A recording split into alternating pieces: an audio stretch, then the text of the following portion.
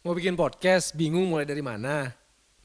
Tonton video ini sampai habis kalau pengen tahu. Cara membuat podcast buat pemula. Check it out. Podcast adalah program audio yang bisa kamu dengar kapan saja. Tapi kebanyakan di zaman sekarang, podcast juga sepaket sama video. Podcast semakin populer karena fleksibel dan beragam konten yang ditawarkan. Mulai dari horor, edukasi, bisnis, ngobrol, dan bercandaan doang. Nah, untuk memulai podcast yang sukses, ada beberapa hal penting yang perlu kamu perhatikan. Mari kita bahas satu persatu. Pertama, podcast yang baik harus punya style yang konsisten. Jangan dicampur adukan.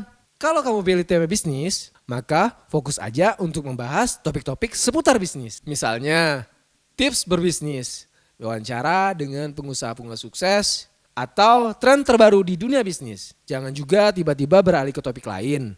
Karena itu bisa bikin pendengar jadi bingung. Kedua, pastikan kamu mempunyai alat-alat minimal untuk merekam podcast. Karena kamu tidak perlu peralatan canggih dan mahal untuk memulai. Contohnya mikrofon sederhana dan handphone. Sudah cukup merekam suara dengan baik. Kalau kamu pengen yang lebih praktis, Studio Podcast by Sevi Digital bisa menyediakan semuanya buat kamu. Cuma 350.000, kamu bisa pakai studio kami dan mendapatkan peralatan yang berkualitas tanpa repot. Ketiga, kamu harus punya rencana podcast yang konsisten. Tentukan jadwal upload yang rutin, bisa 1 mingguan, 2 mingguan, atau bulanan. Dengan memiliki rencana yang teratur, pendengar bakal tahu kapan mereka bisa menantikan episode-episode terbaru dari podcastmu.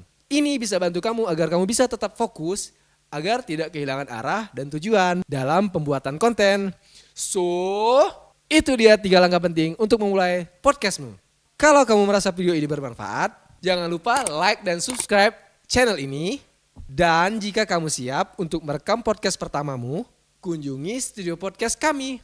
Kami siap membantu kamu dalam segala hal untuk mewujudkan impian podcastingmu. Terima kasih udah nonton dan sampai jumpa di video berikutnya.